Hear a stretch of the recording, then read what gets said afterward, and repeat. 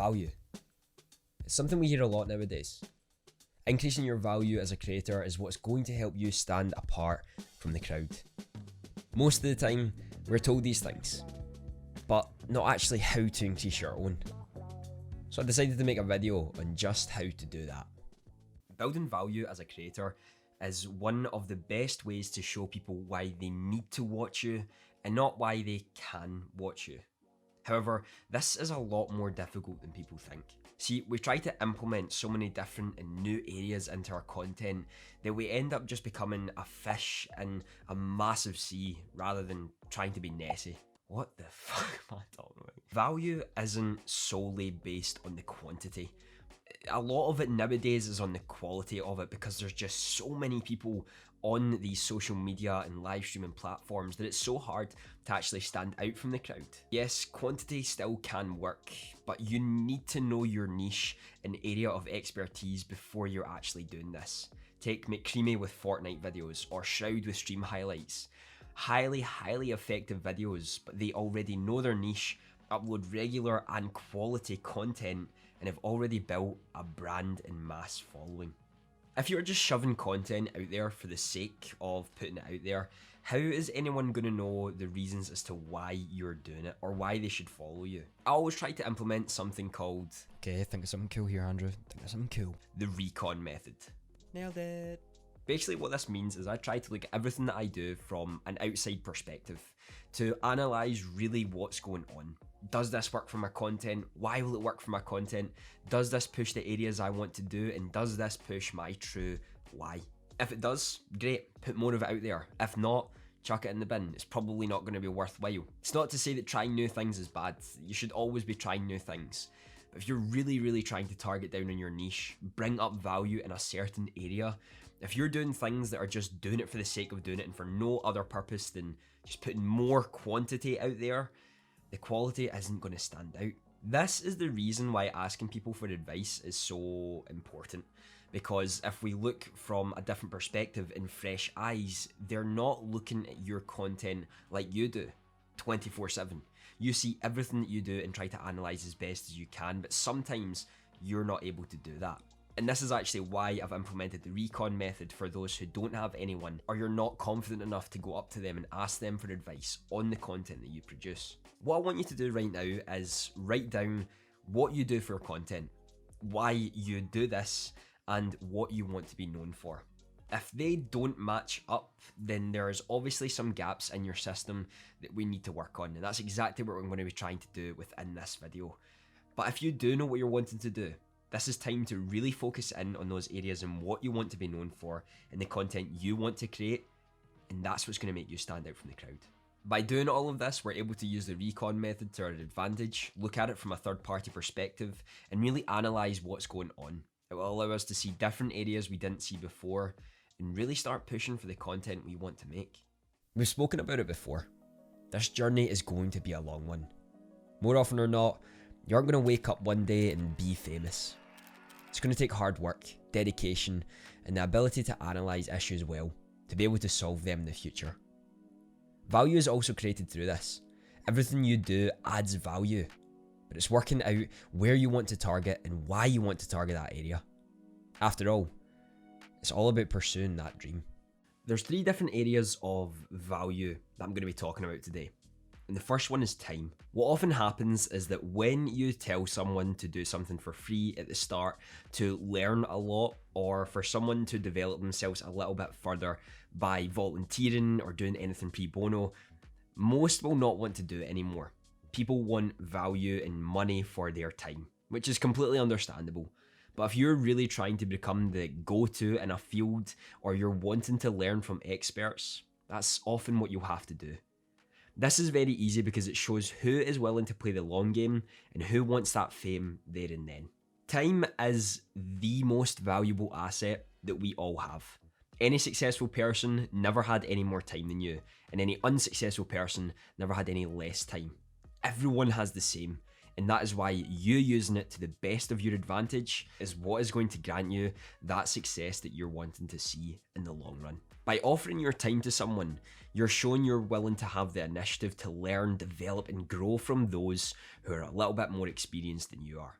Within a job such as content creation, there's a lot of people who have a lot more knowledge than us, and those who have been in the game for a long time will understand how a lot of it works these days. Since we are only starting our journey, we don't have 5 ebooks to sell or 6 courses that are already on the go. We only really have ourselves, our time and our own value to provide to other people, and this is where we want to learn the most. What this does is it shows you the value that you need to provide what you're wanting to do in that field. This can either show you, yes, I want to go into this, or you know what, this really isn't for me. Both very valuable lessons you can have solely using time.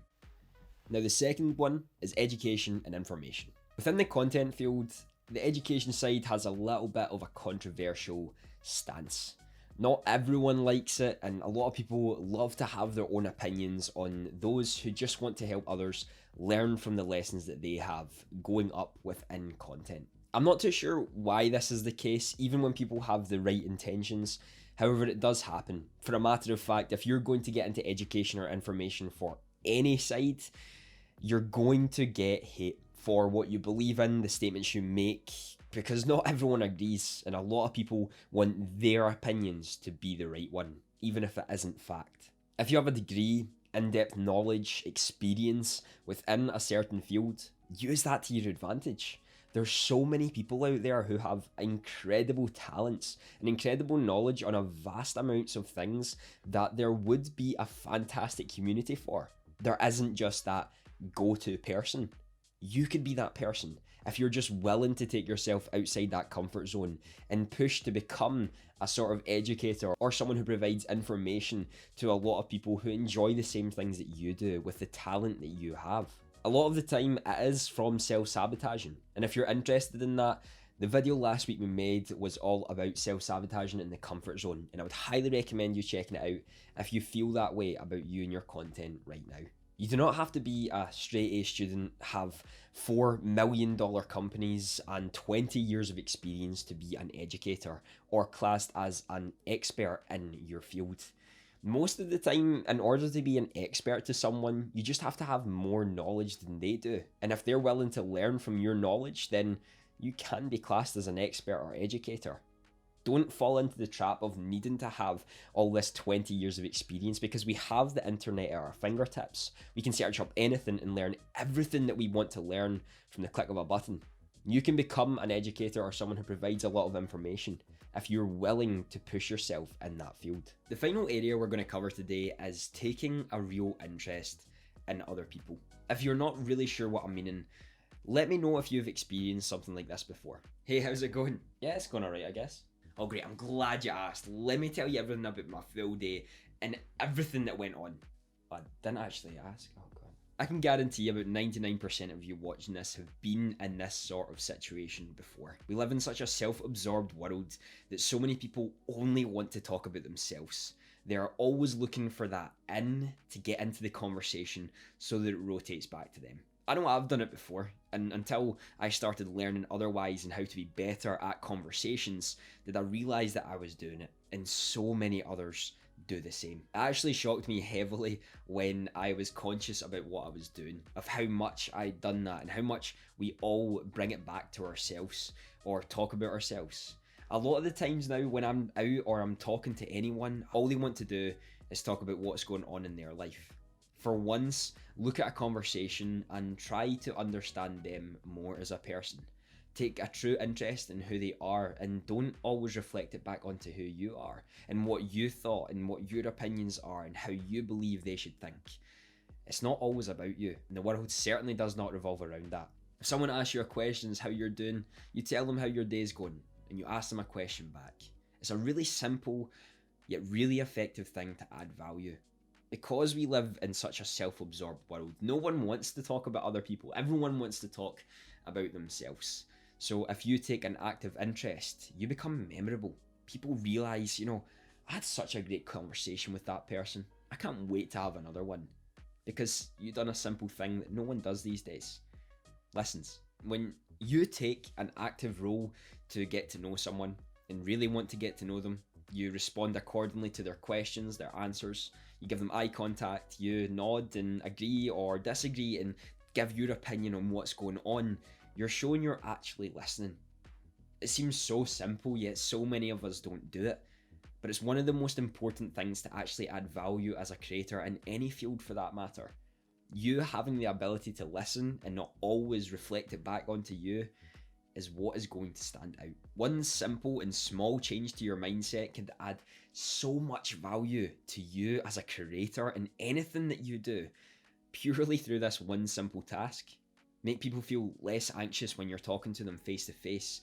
People feel comfortable around you as soon as they come in and talk to you for the first time ever. Be that person people want to be around. That adds true value. All of these can be harder to achieve than you may perceive. Some days you just don't feel like talking to people. Question if doing anything pro bono is actually worth it, and worried about some of the negative comments you may receive for not being a genius in all that you do. What is important to remember is that value is earned over periods of time, showing time and time again that you deserve the attention of others. If you can find that area you want to push for, you'll be well on your way to becoming a valuable asset in that field. I've covered a lot in this video, and I know it can be quite hard to follow and take in all the information you get just from one single thing. That's why I've created an easy to follow basics of finding your value. It covers most of what we talked about within this video and will help you be able to write down the answers you're wanting to find. I'll give you some examples within that just to maybe help get your brain flowing and allow you to just write down instead of sitting there blankly for the next 3 hours. This will allow you to write down your value, what you want to push for, why you want to push for it, and the message you're trying to spread. Oftentimes writing down what you want to achieve or what you're looking to do can really increase the percentage chance of you doing so. So why would you not give yourself that little advantage over everyone else? Sometimes it really is as simple as just writing it down. Your brain starts to go into overdrive and you think of so many new ideas you want to implement into your content. And that's what can help then push you forward to the next stage you want to go to. If you're just starting out and you're watching this video and you're wondering how the hell can I provide any value whatsoever? I'm only a beginner. The 3 methods that I mentioned before can help exceptionally well, and it wasn't before I actually done a similar sheet to the one I have provided that I was able to finally lock onto the content I wanted to do and the message that I tried to spread and focus heavily on that. Just because you're starting out does not mean you're not valuable, and if you are sort of on the mid-tier, you've learned a little bit and you're starting to grow, you have a lot more value than you think you have. Stop playing to all these affiliate links and all that sort of stuff where you're getting no benefit out of it. You have so much more value than you believe you have. You've just got to believe in yourself a little bit more and understand you do have that value that so many don't see. Once you realize that and stop taking crap from everyone else just because you may not be the same scale as they are, you'll realize how powerful you truly are. Have a fantastic day.